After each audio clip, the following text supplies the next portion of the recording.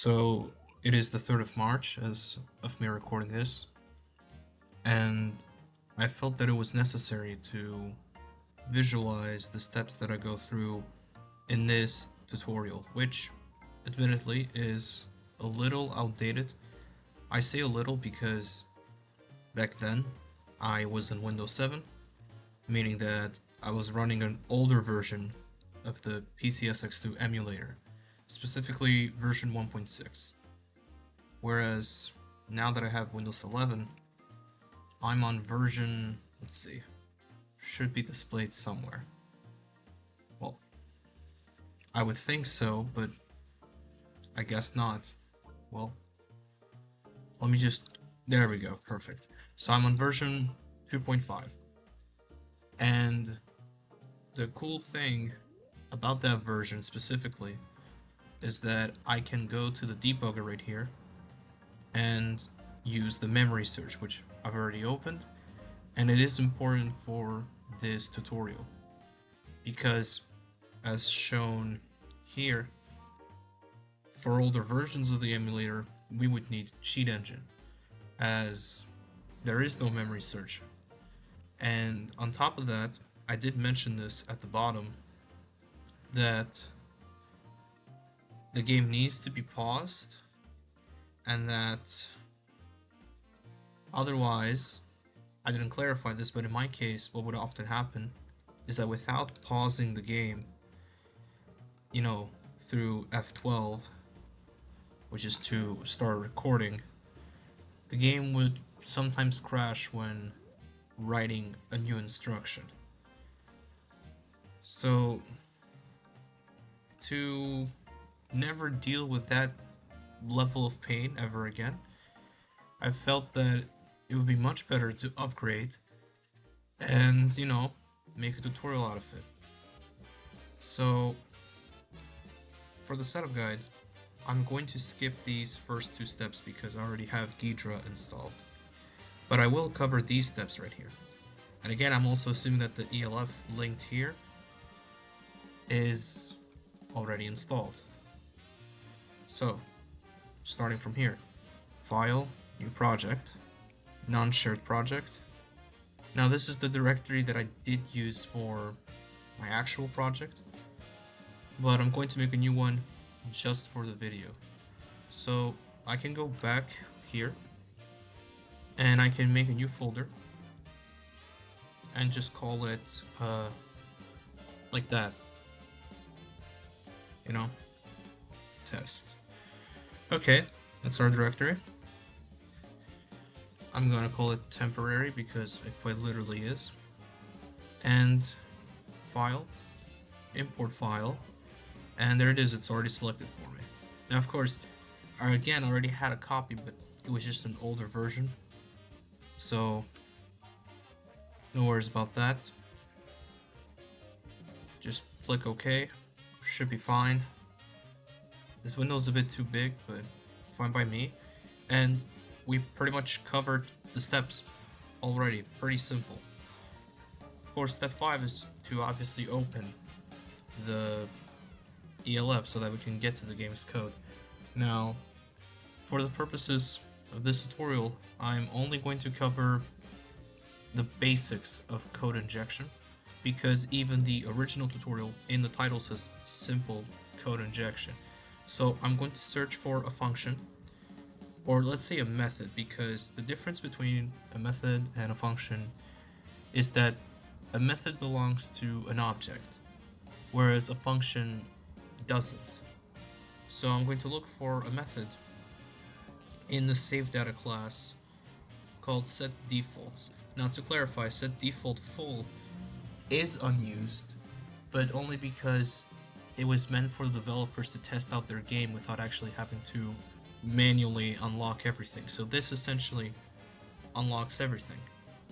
So you would think it's kind of like the inverse of this code, but not exactly, because we'll find out that this is a bit more complex. Well, of course I'm saying that because we have a lot of nested if conditions. And that's another thing too for this tutorial, is that, as highlighted here, basic knowledge of these programming languages, like it or not, is required. But if you want to go in blind without any programming knowledge, just know that you will have to be patient, or that you're better off playing HRM and then coming back to this, just to at least get an idea that this is similar to that game in the sense that you're still solving a problem and it is going to be a puzzle. In that aspect, yes, that's why I actually recommend that game. But outside of that, having a programming background is, of course, to your advantage. So, to visualize this a little better, I made a flowchart, and I can zoom in because it may look complicated, but going step by step, you'll find out that it's pretty easy. Though, again, the nested if conditions are what make it unnecessarily harder to read. So we start here with the character ID, and we go down. We check if the ID is smaller than Raditz' ID. Now, of course, we can just set this aside and go here. This is the instruction. So SLTI, which is set less than immediate. Immediate, of course, is referring to the constant, which is 0x for D. 0x means that it's in the hexadecimal system, so the actual number is 77. So back to this, it's comparing the number with 77. If this isn't true, which in the first iterations it isn't, then it moves on and checks, hey, is this equal to Dr. Wheelo's ID? Now again, I'm going to be reflecting on the code for each step. So see, that was an entire if statement. Else is what happens otherwise. So if the ID is not Wheelo's, so if it's not 120, okay, then we move on. We check if it's smaller than Perlis's ID, and if it's not, we check if it's the same as Nova Shenron's. If it's not, still, we check if it's at least smaller than Nova's, smaller than Super Saiyan Future Gohan's, or Cyborg Tao. You know, essentially with these three conditions, at least one of them needs to be fulfilled. That's why I have labeled them or conditions. So odds are these are going to be true at some point. So if we go down, we can then jump to the line of code which will unlock the characters for us. Now, it is important to mention that with the logic followed in the code, every character is assumed to be locked. So it's called, in this case, unofficially, SetDefaults, because it is setting right away what is and isn't already locked once you make a new save data. So here it is, set default character unlocked. This is the line of code that the program jumps to. And I'm not going to cover exactly how this flag works. Just know that, again, every character is treated as locked.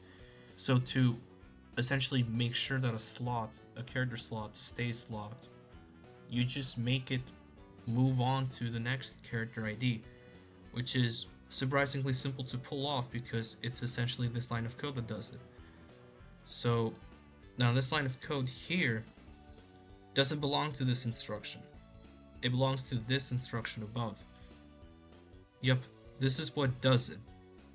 This, on the other hand, is what checks for the character ID so that it doesn't exceed the maximum number of characters. So 0xA1 is 161. That is what that's there for. Alright? So if we go back and say that the condition isn't true, then, you know, nothing happens and the game just moves on to the next character, which I've labeled here, add 1 to character ID. But let's assume that we go back to Turtles for a bit and assume that the condition is true, in which case it checks if it's equal to King Cold's ID. And if it's not, we check to see if it's Bobbity's ID. Now, if we go down, we'll see, yeah, it's not. So naturally, we just unlock the character. Let's demonstrate this. Let's scroll back up. So there it is. If the ID is not King Cold's and if the ID is not Bobbity's, there it is. It points exactly to here.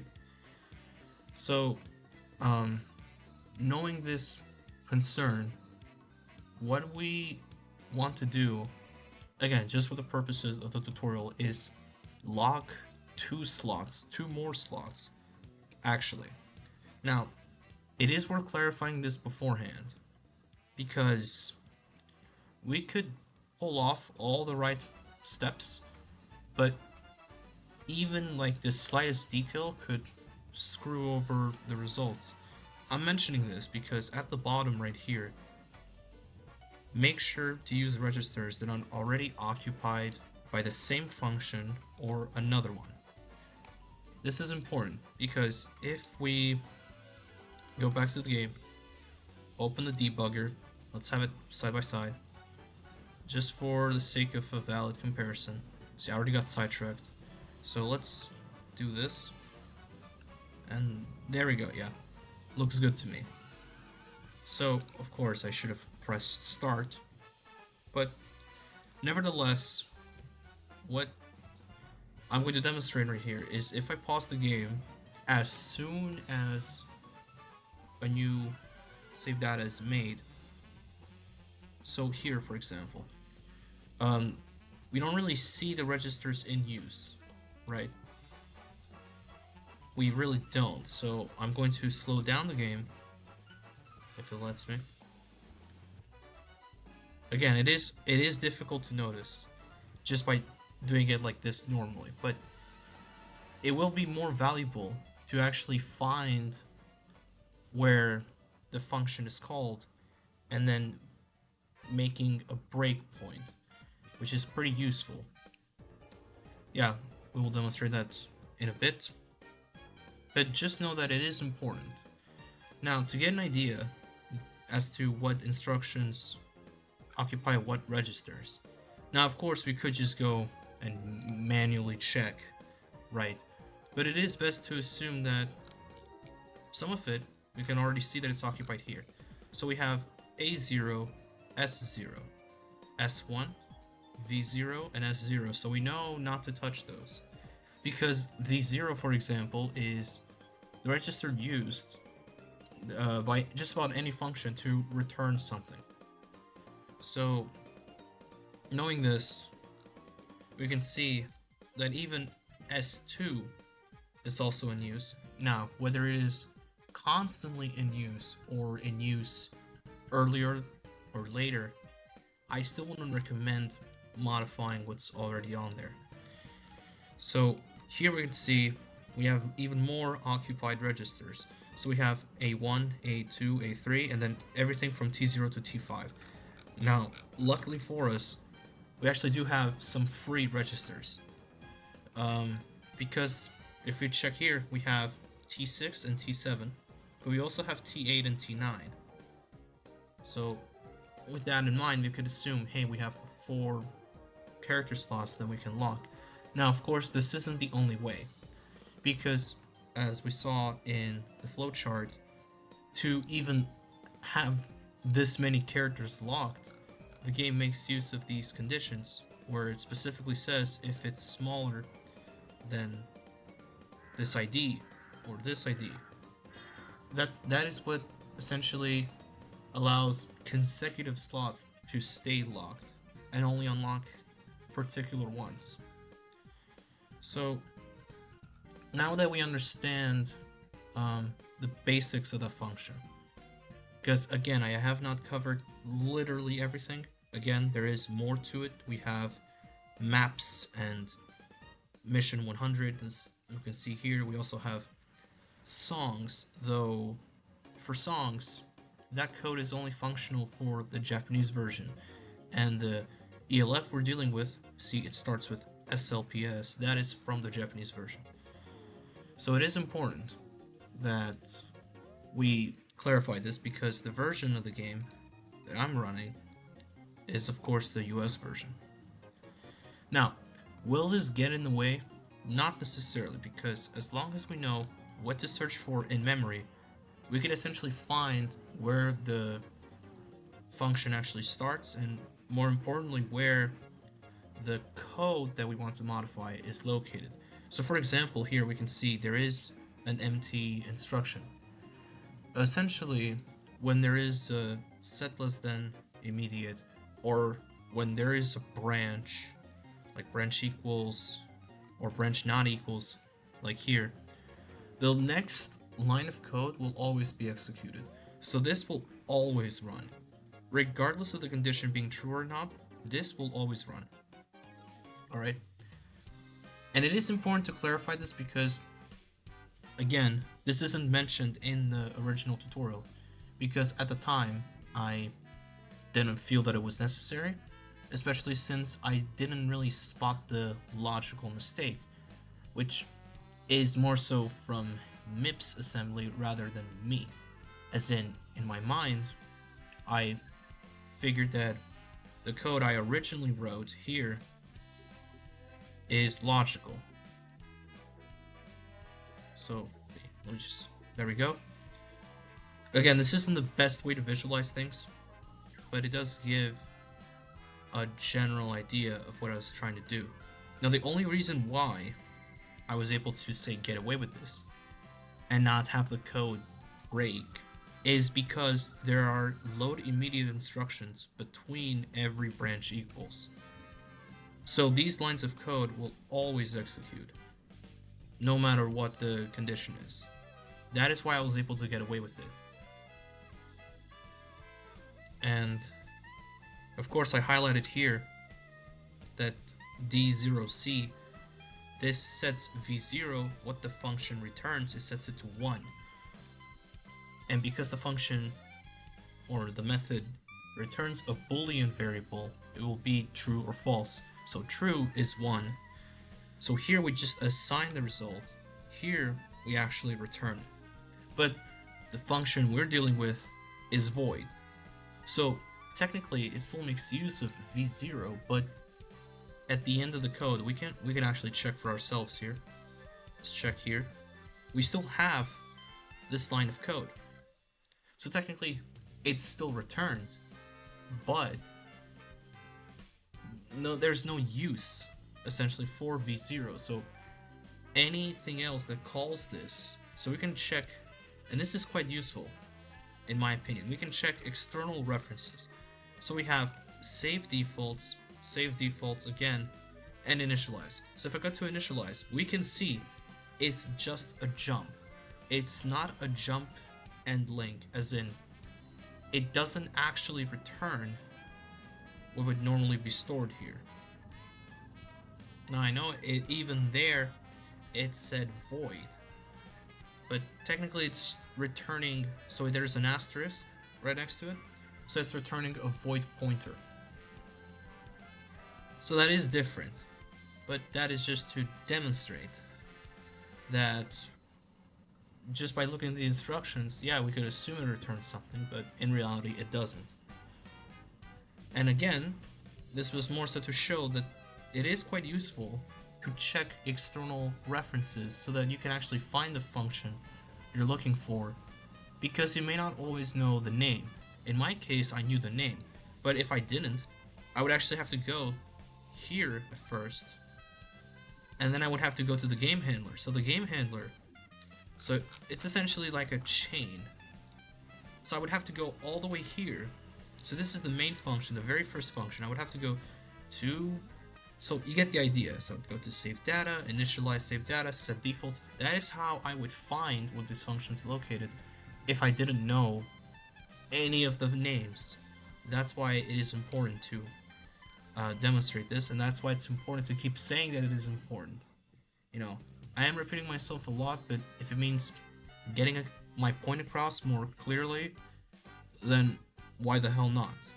Because another reason why this tutorial was made, aside from popular demand in quotes, is because at the time that code replacement and code injection was, in people's interest, people would just have to, learn all about reverse engineering through these several hour long videos, and that is what I'm trying to avoid here because it's already specific enough. We're only talking about BD3 and not some other game or just PlayStation games in general, so I'm only covering what's necessary.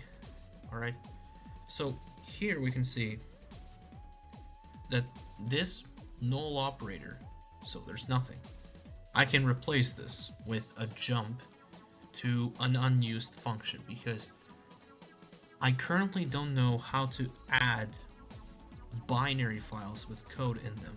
So besides the SLPS, we also have the dbzp.bin, which is a binary file used to store instructions for the menus. And here in the CSV folder we have the unused functions and unused methods. So they highlight addresses and number of instructions, which is important. It's stored in bytes because really this is so that we actually know how much space we can occupy. So think of it as, again, what you would do in HRM when completing the size challenge, which is to get the problem solved with the least number of instructions. So here there's a lot of stuff that's unused, but not all of it is in our interest to overwrite with new code because the placement, so the locations here are actually pretty different. So for example, what I did originally is that I found a function that's close to this one, so it starts with 00266. So I would just go here and scroll down until I find something that starts with 266. Now, of course, this isn't necessary. You don't have to place the injected code before or after because we're going there with a jump, which means that we're specifying an absolute address, so nothing relative. That is what we have branches for, because branches take us 3 lines, for example, down or up relative to the current location of that instruction. See, there I would have to be careful, whereas with a jump I can just go anywhere. So I'm going to use this. I could use this is called a destructor because it has this tilde in front of it. So it is a destructor and it's not used. But I would still use this anyway. I could also use this, which is, again, as we showed earlier, this is the debug function. But I'm not going to touch that. I much prefer just messing around with this. Now luckily, I can just copy the address, go back to Ghidra, press G, and what do you know? See, the text is black because there are no external references. These don't actually count. This is literally a line in the function itself. This shouldn't count. So if we go back here, it's blue because we saw that there are 3 external references. That's why that was highlighted. Because here we don't have any. That's how I know, or that's how I can assume that this is unused. So let's just modify this anyway. Now the question is, how do I go about finding this in the US version? Well, a lot of functions have very similar lines of code. Now luckily, aside from branches and jumps and sometimes load and store instructions, aside from those, generally every other instruction should be identical regardless of the version. So we can use this to our advantage, and we can search in the debugger for something we're familiar with. So let's do that. So let's go to memory search, set this to byte array, and let's just search carefully. So I'm going to search for the first 4 instructions, just so that we can be exact. Okay? Like this. I can search for more, I can search for less, it doesn't matter, though it will if we get more than one result. In this case, I didn't because I was more specific. If I only typed this instruction, the first one, I would get way more results. And that wouldn't be exactly desirable, would it? So, knowing this, what shall I do? Right? Well, now I know where it's at. So I can go in the disassembly and I can check what happens if I just, while I'm in the memory, of course, because I also need to go to the memory. What if I just, blank some of this out so that it's empty? Now I don't have to make all of it empty. Only the necessary amount. I would say like around here. It doesn't matter, only that the last instruction is empty. So if I have a branch or a jump or a set less than immediate, I actually know better than to make the game execute another unrelated line of code, because that actually can get in the way, because technically this injected code is not a function. I'm saying this because nothing is being returned, even if the return type is void. Again, we saw that the last line of code, or the few, like, let's say second to last, we saw that the second to last line of code was JRRA. So that is what returns the current, value stored in v0 to the RA register. Again, I can go back because I did, include, say, like a cheat code somewhat. Essentially instructions that I memorized. So jump to return address register. There it is. Return 0, which is just to move the contents of the 0 register to v0. Return 1, which, again, this isn't an exact return. This is the actual return. This is what overrides v0's contents. And of course we have the unconditional branch. And then, of course, to clarify these, I said conditional for 0. Now you don't have to actually read how every instruction is made of in terms of bits. I still prefer just assembling new instructions on my own. So what am I going to do? I'm going to load 2 character IDs, right? I'm going to start with one, but, how would I go about doing this? Because there is an issue. In older versions of PCSX2, it would say LI, load immediate. That's fine. But in later versions, it's actually changed to add immediate unsigned. So how do we go about doing this? How do we essentially store, or not store, but load a constant, a variable, an immediate? How do we go about doing this in any register? So, knowing this, I am naturally going to, again, let me just double check. Yeah, T6, perfect. So what do? I go with T6, which is the destination register, 0, the source register, and the immediate, the number that I want. So I haven't actually thought of a character.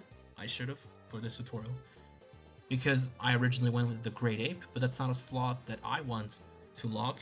I would prefer, checking things out for a bit and deciding for myself. Well, I would if I actually wrote something here. So let me write, screw it, just as a test. And I'm just gonna check the roster and decide what to lock. Now I'm going to, again, just so that it is noticeable right off the bat, I'm going to lock Grandpa Gohan. Now the question is, how do I go about doing this? How do I know which character ID is which? Because I got asked about that. Now, of course, there are many ways to get to this, but I prefer, since we have Ghidra open, why not just check it here in the data type manager? So we scroll down. Well, not here. Character data. Well, I have to look for it, okay? I don't have it memorized, but I can scroll down, and there it is, character ID. Perfect. It should open. Well, this is not the one, but it's still correct. So where's Grandpa Gohan? There he is. So 0x44. Fine by me. Look, I can just change this and we're good. Now, moving on, I need, so as we highlighted here, we have 2 points in which we actually determine who is locked and who's not. We have the line of code we jump to, and we also have adding 1 to the character ID, because this makes sure that the current ID is locked because we move on to the next, whereas this unlocks the character ID, meaning that, you know, it's not what we want, but we still have to make sure of that somehow by not getting in the way of other slots. So now, of course, I would prefer to just open Notepad. Actually, let's do that anyway. I prefer Notepad++, but let's just open Notepad. So let's just write this down as the, you know, address where we store the instruction. Now, I haven't used the Windows 11 Notepad in a while. I wasn't even aware that it would change the title. So let's just call this code injection notes. So I go here and then I specify this is the start of unused function. So, or we can just say injected code, because that's what that is. Okay? Now, it's pretty clear that I need to compare T6 with, and you guessed it, if you were paying attention earlier, with S0, because this is what stores the character ID. Either characters, map, or song. So, how do I compare now? That's the question. Assemble new instructions. Branch equals BEQ. We compare S0 with T6. And then here, I'm normally supposed to write down the address. Now again, branches are relative, so in my mind, I only keep track of the number of instructions that I'm supposed to go down to. For now, I'll just set it to, so instead of E0, E8, why not? It will just take me to the next line, which we don't want anyway, because it is always going to trigger this. So here, add immediate unsigned. Again, I can check for another slot to lock, because again, I should have, before this tutorial, I should have. Let's go with 4-5 anyway. Now, of course, it would have been more clever to actually use a set less than immediate and placing the injected code inside of one of those conditions. So we can do that. Now I'm going to lock general Tau, because I noticed that if I do that, this entire row effectively will be skipped. So why not do that? Why not actually put that to the test? So once again, we click on character ID, we scroll down, all the way down actually, and 9-4. Now, what's interesting about this way of doing things is that I'm not actually, you know, obeying any of these conditions. So I don't care if it's smaller than GG Gogo's ID or same as Nail's ID. None of these matter, because if I were to demonstrate how I'm even making this work, let's just copy what we have here. Alright, let's copy it. And let's add it. Why not? Let's add it. So, what I'm doing, actually, let's insert a connector. What I'm doing is literally this. So I'm adding another step of instructions. Yeah, there we go, perfect. So I can just rename this and just call it injected code. This is what I'm doing. That's pretty much it. So now, of course, I would have to take out this arrow, or not this one. That's the one. Yep, we take out that, and that is exactly what we're doing. We're adding a new step. That's the best way for me to demonstrate things. So naturally, how would I go about, you know, where to go from here, right? Because again, we need two jumps for this. Firstly, I mean, obviously we need another branch equals. We can get to that. You know, I can just copy paste the lines of code here the lines of code, sorry, the bytes. Here I changed 0E to 0F so that it changes the register. Alright, let's move on to the jumps. But I have to make sure that I start here with the jumps. Again, we gotta leave an empty instruction. So, knowing this, I need 2 jumps, as explained. The first jump, I'm thinking, the first jump should be... Let's actually check as a point of reference what I did for this cheat code here. Because, yeah, here we have the jump to the injected function, but here we notice we have the 2 jumps I mentioned. Now, where do these jumps actually differ? So one of them takes us to the... What was the line? Okay, gotta make sure that I can see it. Let me maximize this. This is the line where it would normally take us to. Right? There. So one line of code we need just to go here. And then the other line would be... Hold on. The other line would be to just take us... How do I say it? To take us right where the actual code would, lead us to. So if not for this instruction, we would just go here. This is where we would normally begin. So we would, do the comparison and then actually make a check on it. So that is the 2 key components of this. We need that's why it's I can't even speak. That's why this is its own label. So knowing this, I can just search for it in memory. Again, it is important to make these memory searches.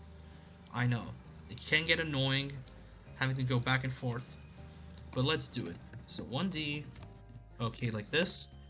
Okay, this should pretty much find us what we need immediately. Yep, so I can write this down. Okay, so here, I'm writing them in order of appearance. So we have, what should we call this? Because this isn't the beginning of the function, this is just the beginning of the character ID comparison. I think it's an accurate assessment. And then we can scroll down right here. Well, sorry. Right here. So after the unlock portion. Now, the reasoning again is that I'm not getting in the way of this code right here. I'm not supposed to change how it works. I'm only supposed to make the game either lock or keep locked, let's say. Either keep locked these new IDs or just proceed with the rest. That's what I'm doing. I'm actually being very generous here. So this is what we need to search for in memory. So let's go back and type. And this should be pretty easy. Again, 1 result, regardless of the game version. This should give us exactly 1 result. Okay, that's wonderful. We can type that in. Like so. And this isn't exactly the start of something. I should stop using start. This just takes us to the next iteration.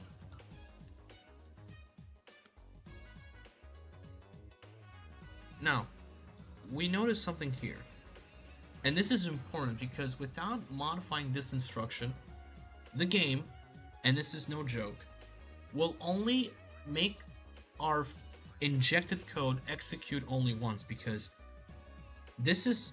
So, we saw that it will just take us here. Thing is, the character ID comparison does not contain any code injection. We place the injection right before it. So, naturally what I need to do is I need to place it in a way that every iteration this is red. Right? Something along those lines. So, now of course the question would be, hey, what happens if the game just infinitely executes this? Because that might just be the case. But This would only be the case if instead of 4.8 I put 4.0. That's the only way it would get stuck in the loop. That is why I assured that the injected code takes us back to the original function. So it starts off like this: original function, injected code, original function, and it just goes on like that. And of course, once the original function is finished executing, we don't need to keep going back to the injected code, so it pretty much serves its purpose. Yeah? So I can of course write this down. So here we have, not sure why I did that. Now of course, again, I said I was going to put these in order, but that's because I'm putting the original as a reference.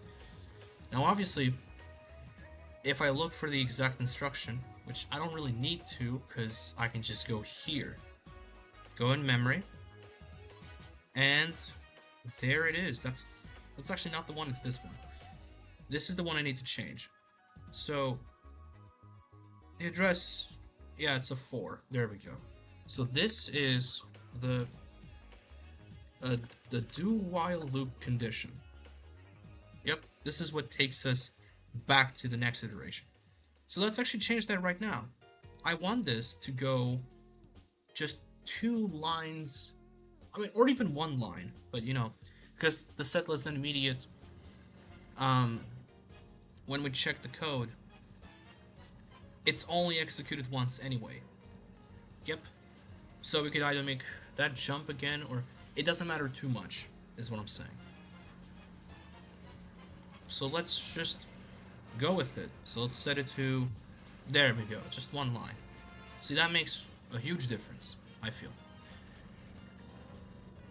Again, that's just the cheat code, because I will also cover how to turn these changes into a cheat code and then how to get them loaded onto an ISO. Alright, so now we have pretty much what we need. Let's just go back to the injected code, because we shouldn't have left it anyway. Well, again, this isn't the injected code. See, I made a mistake.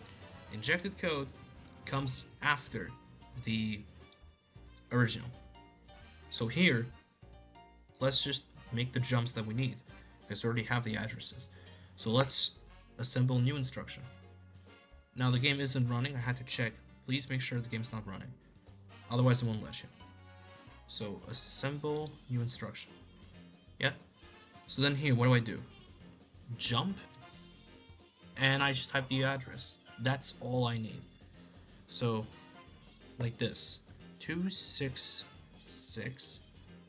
So again, just so that we're clear, the order of the jumps does actually matter, but in either way we would have to specify, because for context, if the branch is not, you know, the condition is not fulfilled, the game will just move to the next line of code that's not already empty. So we know that if the branch is, so if the 2 character IDs are not equal, what do? We just tell the game, hey, ignore this, just go about your normal operation. So we make the first jump to here. Yeah, that's 1 jump, and then we move on to this.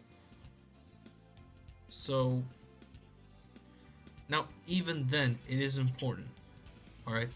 Because what I've done here, technically, is that I've checked if, so these are nested. These if conditions that I've just put together, these are nested. To separate them, I would actually have to include more jumps.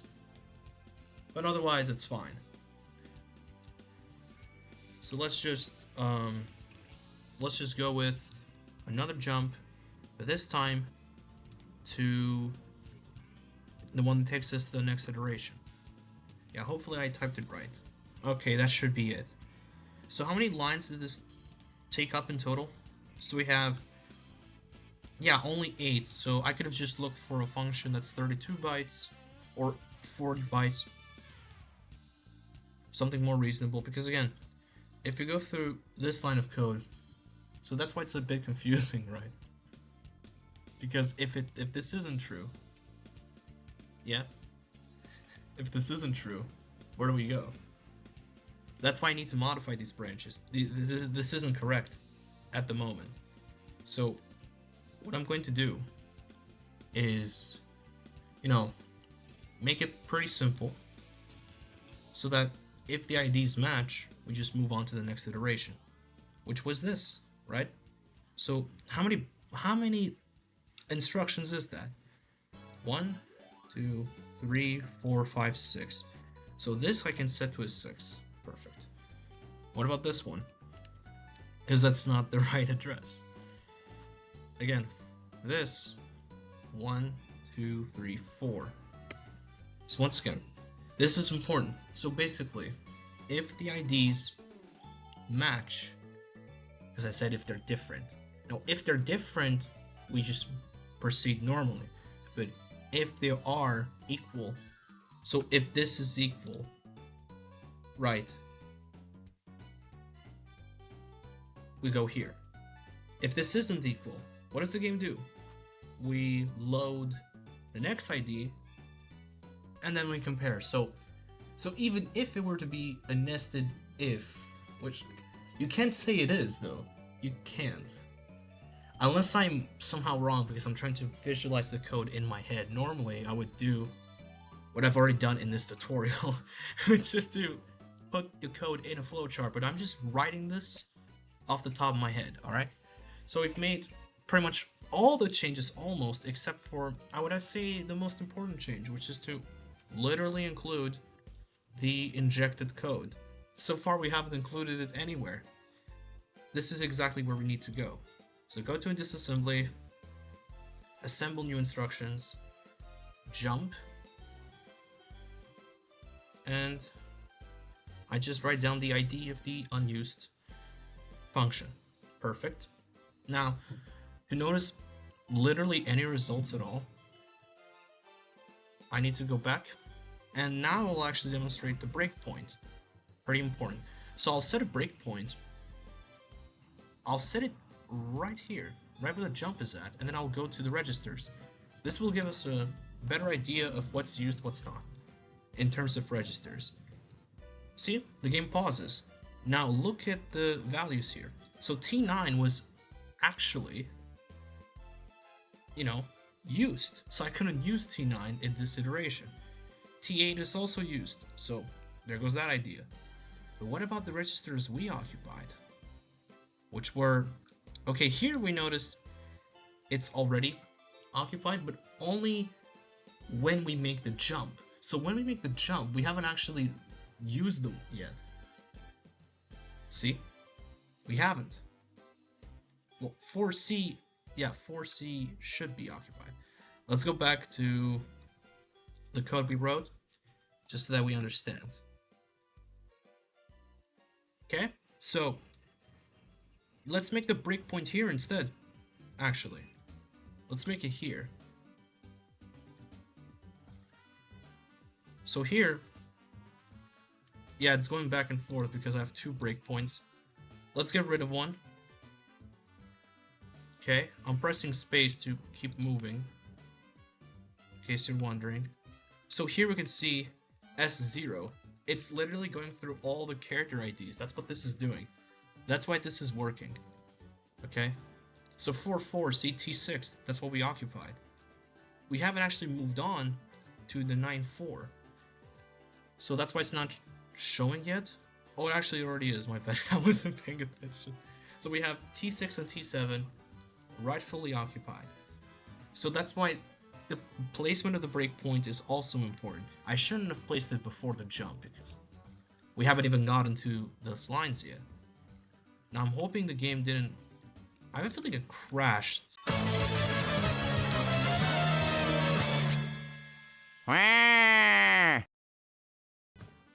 Okay, no, that's gotta be it. I'm only trying out one line, one locked ID, and if I can get this working, I'll actually lock even more, because I know how to do it. Let's do this. Oh yeah, beautiful. Let's do, no, not that, sorry. Okay, BA, yeah, should be good now.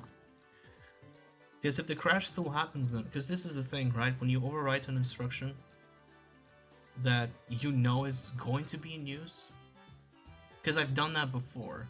I've also like overwritten code that I thought was empty, but then the game wrote its own code in memory, and that really screwed up my results.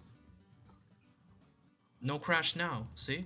No crash. So this is the exact, so look at this. No Grandpa Gohan, it worked. So this is why it's super important to know if a function is unused. Now, how did I know that what I had working before was going to work again? How did I logically figure that out? Check this out. Let's go back here. Yep. Let's go back to the CSV folder. Unused methods. What did I even write? It was a VFX function. No joke. I'm dead serious. What I overwrote was entirely related to VFX. You can't even notice it here, but I specifically recall that it was related to VFX. Now, normally, why would I go with something completely unrelated? This is the exact reason why. Pad ports, so what I chose for this tutorial was a mistake, because this is used. I mean, we don't really know how, but it is a good thing to check, right? That your controller's on, let's say. I just went with it out of convenience. I could have gone for even this if I wanted to. Yeah, I could have gone for this. But it's like at the bottom, so I didn't want to risk it. Because what happens is, I could just run out of lines to write. Something like that. So that worked, okay? Thank God. Now let's go back and actually customize the code so that we have more IDs locked. This is what I initially wanted to demonstrate. So let's go here, add immediate unsigned T70.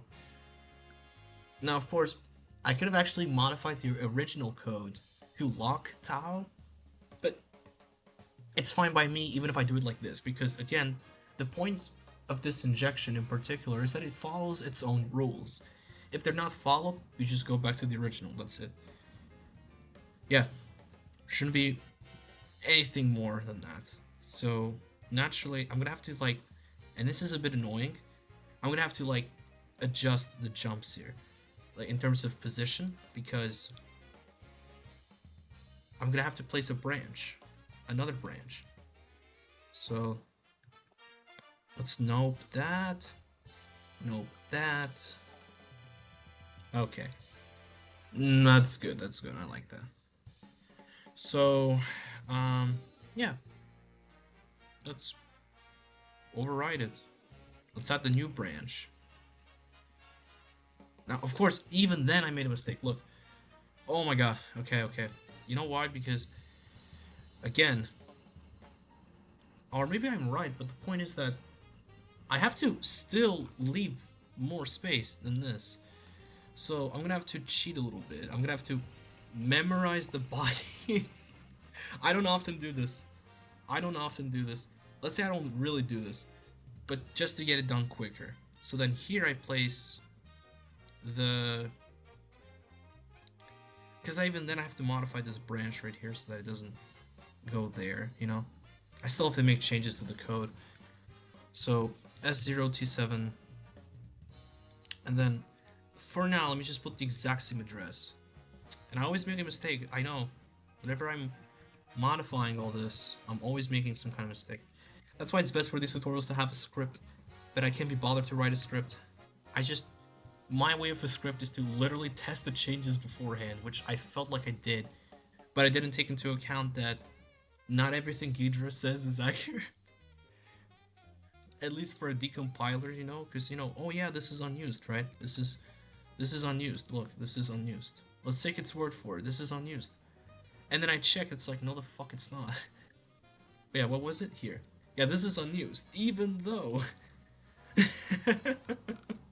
I mean, this isn't even executed. I mean, I would assume it's executed during a battle anyway.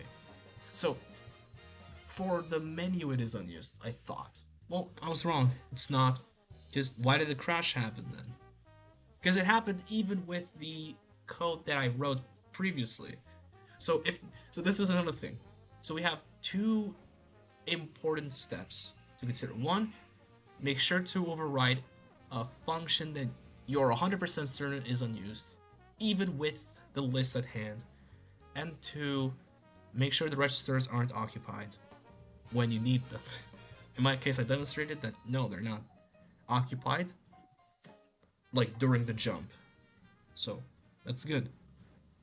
So let me just change these real quick.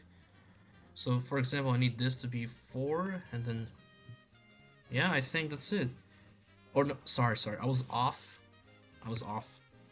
So this is supposed to go take me here, and same for this. Otherwise, just move on to this. That's a professional tutorial. This and this and this. That's how you modify the game, guys. This and this and this. I should make every tutorial like that, honestly. Just that's how you do it. Look.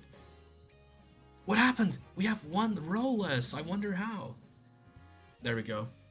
Now I finally got it working. Finally. Literally. So, for context, now that I need to demonstrate this, but even in other game modes, the row is gone. The row is gone. Now, for just word of advice, this is serious, okay? Do not lock these two slots.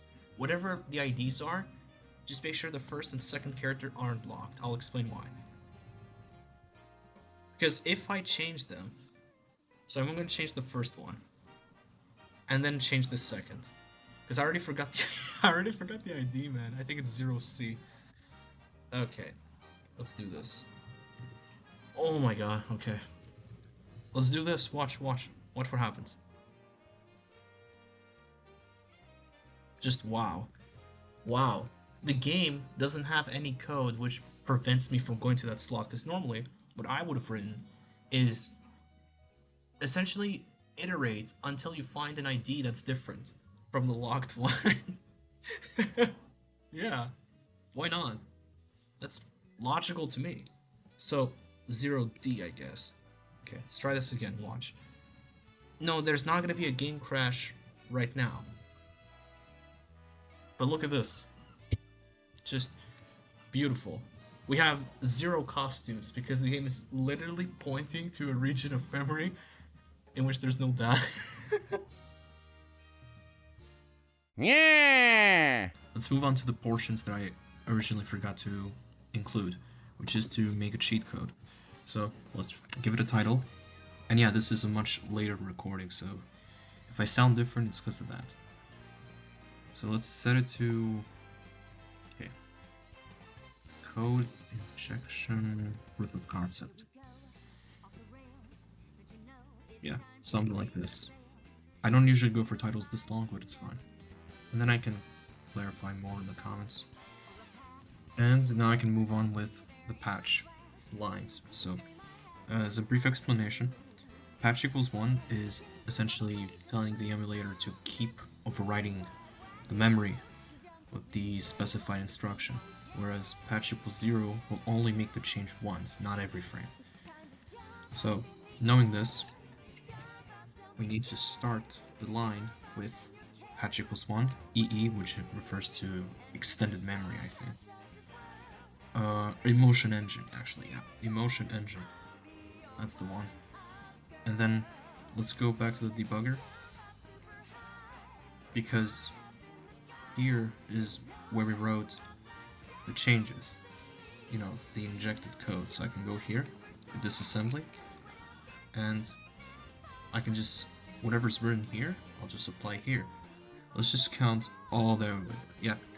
So I have this issue where I tend to, you know, mix up numbers or forget digits, stuff like that. I'm not sure if it's a condition or not, maybe I should get it tested, but it does get in the way, it is annoying. Let's just proceed with the first instruction. And then it's a matter of, I mean, I could just copy paste this over and over, you know. I forgot how many lines I have to write, so let's go with 8. And then, I mean, I could have also, yeah, the address. So because how many instructions do we have here? We have Hold on. Yeah, it should be 8, but I'm gonna include 9, because this last jump needs it. So... yeah. So we include 1 more, and then 2 more, because these will belong to the original code. So, for this, it's only a matter of incrementing by 4. I'll explain what the extended thing does in just a bit. So,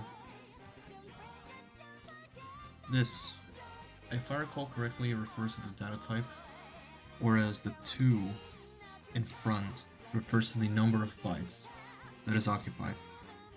And in this case, it's 4 bytes. The extended would refer to, say, integer. It's including just about everything. And a lot of cheat codes have it set to this. So I guess it's a convention. So... I mean, I wish I could copy-paste the instruction. Oh, it does let me. This entire time I've been staring at it, and... because I've only written them manually, so I would recommend instruction hex instead of instruction test.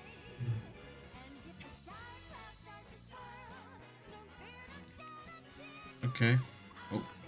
Yeah, no, that was the address, I think.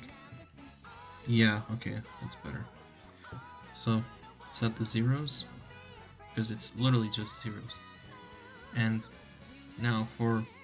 I mean, I can just jump, right? Just jump over there. There. That's the exact line. Yep. So I can just copy paste, and then I can go... Again, we already have the address, I can check it here. Oh, that's for the timestamps of the video, sorry. Because, yeah, again, this is a different segment of the video. So let's, it was this, yeah, I think. Yeah, that's the one, perfect. Yeah, I already made the changes in memory. Of course, like, as soon as I rebooted, I just went back. I didn't even look at the footage, I just did it off memory. So let's copy again, instruction hex, and I believe we got everything covered. So I forgot to update the address, that's my mistake. Yeah, the addresses should be updated, of course. There we go. Change that to a 4 and save. Yeah, so the rest of the instructions were actually included, so the cheat does work, but 2 of the instructions were wrong, and as a result, the injected code never executes. This is why, for a simpler version of the cheat, I actually left comments here, saying start of instructions, jump to injected function, update to while loop, like that. So let's restart. Now it should work, there's no doubt about it. There we go. That's the one. Well, shit. Turns out I have to make another recording, because I felt it would be more appropriate to cut out some of the footage, especially since the ISO itself took forever to open because of this goddamn option that was just not checked. It should have been checked. But yeah, we have the ISO itself open, and we also have the ELF open because now we need to apply these changes permanently. I thought of using Jagger's program for it, but when I used it originally on this, well, it didn't work. I'm not sure why, because with other cheat codes it's actually worked just fine. It's not like I did anything different.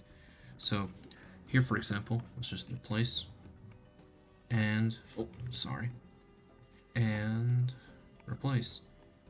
Oh, not like that. It needs a space. This is the format the tool will accept. Now it does have a command prompt open, so I can check that for errors. I mean, I could apply the changes either way. I mean, I could apply them to the vanilla ISO, but I don't want to overwrite my backup. Let's just do it here. And already we get an error saying arguments are null, but if I select one of them, this is where we get a lot more errors. But it's the same one. Exactly, it's the same one repeated. But I remember that when I would check one of these, it would actually display something. Oh, there it is. So here it's actually displaying the changes. Now, the ISO here already has them applied. That's why this is still set, but it's not doing this for the rest of them. So I don't get what arguments the tool is expecting. And as a result, I'm not sure if I can even pull the changes off, because I'm afraid that if I press the button, I don't know if it did or not. Well, actually, yeah, it didn't. Straight up. This time it's saying, yep, because the return value is null. So unfortunately, that tool is useful still, just not for this cheat code. Where was I? Okay, so I'm going to use actually another tool, but it will be later in the video because it is one of my own. There it is, that's the one. The CRC editor. This will be important because I do cover it at the very last step of the original code injection tutorial. So the thing is with applying these lines right here is that we don't actually know the addresses in the ELF. So I've got to get digging, I guess, which is hard to do. Though it is the same process as what we did earlier when trying to find the addresses in memory, but for a different version of the game. So it still involves searching for bytes. Alright? Now, I mean, I have to recall still, but I remember looking for this instruction, and I even have it bookmarked already. Yeah, SetDefaults, already bookmarked. Yeah, that's just the beginning. Yeah, the CLF is already overwritten. Yeah, but let's assume that is not, because so here is the location. See, it matches because the instructions also match, but again, the logic would be you already know the instruction you've overwritten, you just look for the instruction adjacent to it, so before or after. Yeah, so here I've applied pretty much that. It's just the order of the bytes is reversed. What about this then? There it is. It's right before the second one. Because I noticed that, yeah, this instruction is repeated twice, so it's pretty easy to search. Now, to get to this location, I can actually pull this off pretty easily if I just open the calculator app. So I can switch to programmer and go here, minus here. This is how many bytes I need to go. So 18,500 or 356. See, I already made the mixing up numbers thing again. I really don't know why it happens. But let's apply this logic, but for the current address we're at. So for, where is it? That's the position, but it's in decimal. So we do this, and then we convert it to hex. Or, I mean, you don't really have to, but it is an option here. Control G, you can set it to hex. Here it's back to decimal. It won't work because of the commas. Thanks, calculator. But there it is. Again, we can see that I've already applied the changes, but presumably you wouldn't have these changes. So to demonstrate this, let me actually open, let me open real quick. Yeah, this one. Why not? Let's go to the same location. Let's just demonstrate. Again, this is supposed to be an older version. It's this one right here that locks the Great Ape. Let's demonstrate it here. So 44000E. Then we notice the difference. It's 05. Then this instruction isn't empty, but again, the order is like so. Then here, we don't have a jump, we have, a branch equals, was it? Yeah, sorry. Like this. Precisely. Then, empty. Then, a jump. Another jump. I don't think I missed anything. Yeah, I don't think I missed anything. We can always check. No, I didn't. Okay. Yeah, it's fine. Again, only 2 jumps are needed because the nested conditions that I mentioned, again, they aren't nested, but they easily could be if you just have the first branch point to the second. So if the first condition is true, then you check for the second. That is how you nest them together. Otherwise, if you want them to be separate, you can still have 2 jumps. But then the placement of the branches still has to be a little careful because you just have to make sure that no branch points to the other. The branch should only point to the line of code in which we tell the game, keep this slot locked. That's it.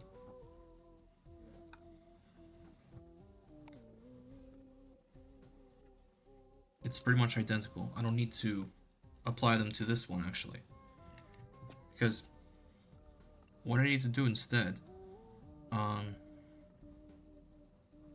is, well, I mean, I don't have to manually select it here. I'll show why in a second. Oh, sorry, I'm supposed to choose first. There. Yep. So now if I fix it, it will first calculate the CRC. I'm not sure why the time was like that. Oh, that's why. Because the changes were already applied. I used the tool earlier.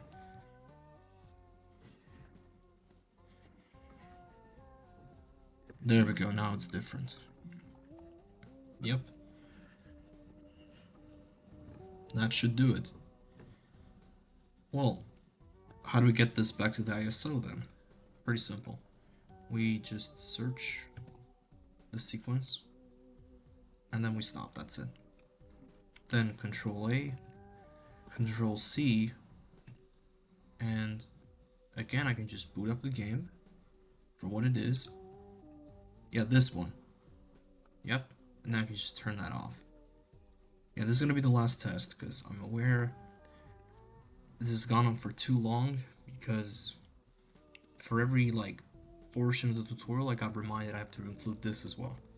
This wasn't really an issue for the code replacement as much because it's way easier to explain.